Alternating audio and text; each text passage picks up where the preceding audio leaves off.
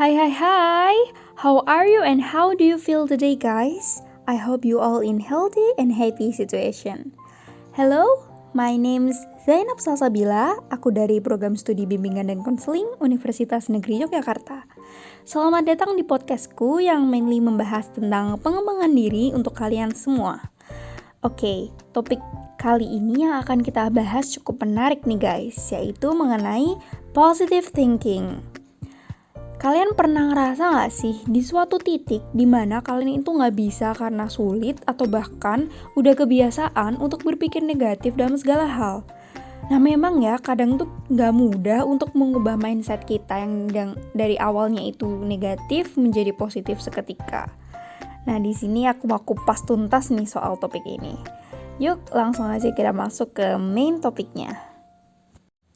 Kita udah pasti akrab ya dengan gagasan bahwa penting bagi diri kita untuk tetap positif. Studi secara konsisten menunjukkan bahwa memiliki pola pikir yang lebih optimis akan meningkatkan kesehatan fisik dan mental. Dan berpikir positif juga memungkinkan kita mewujudkan hal yang diinginkan.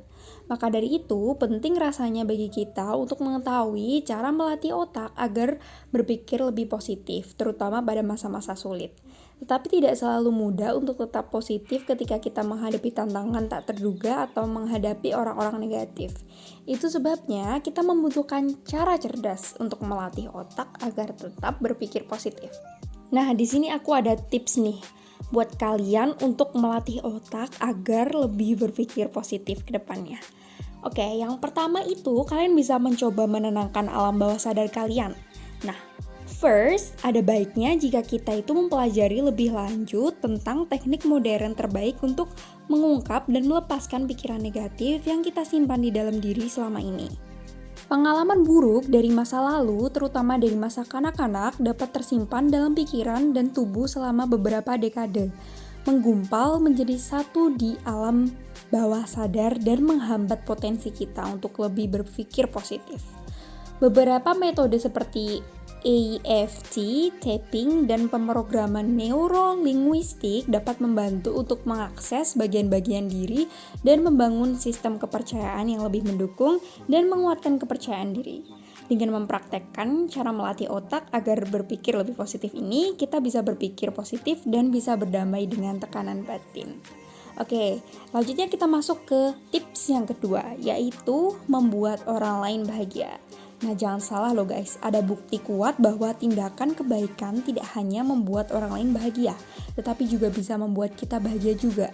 Bahkan, hanya dengan meluangkan waktu sejenak untuk membantu teman atau orang asing dapat menempatkan kalian dalam kerangka berpikir yang lebih baik dan melepaskan diri kita dari lingkaran pemikiran negatif. Jika kita terbiasa melakukan sesuatu yang penuh kasih untuk orang lain, setiap kali kalian bersedih, cemas, atau putus asa, hal ini akan segera menjadi obat optimis untuk kegelisahan kita dan biasanya akan bertahan lama. Oke, dan yang ketiga, kita bisa fokus terhadap hal yang bisa membuat kita bahagia.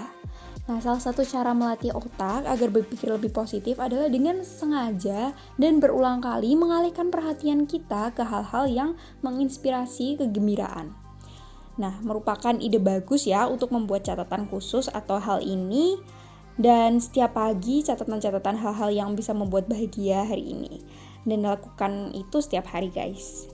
Cobalah untuk memikirkan kategori yang berbeda saat melakukan. Misalnya interaksi yang membuat bahagia, elemen dunia di sekitar yang dianggap menginspirasi, dan aspek dari diri yang membuat kita merasa bangga dan percaya diri. Kapanpun pikiran kita terfokus pada kegembiraan, kita akan memperkuat jalur pikiran untuk tetap berpikir positif di otak dan sebagai hasilnya akan menemukan lebih banyak kegembiraan.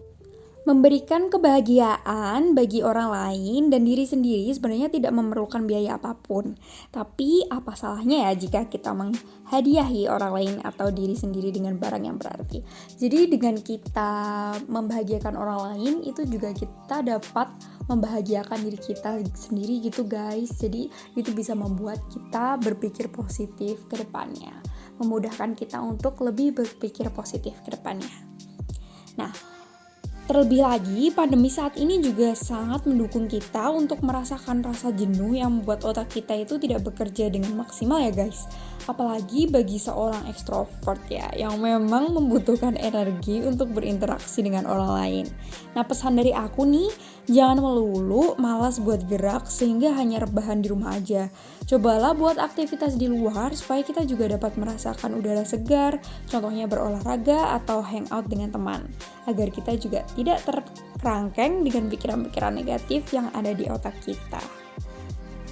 Okay, I hope you and I learned something today and I am so happy with you guys.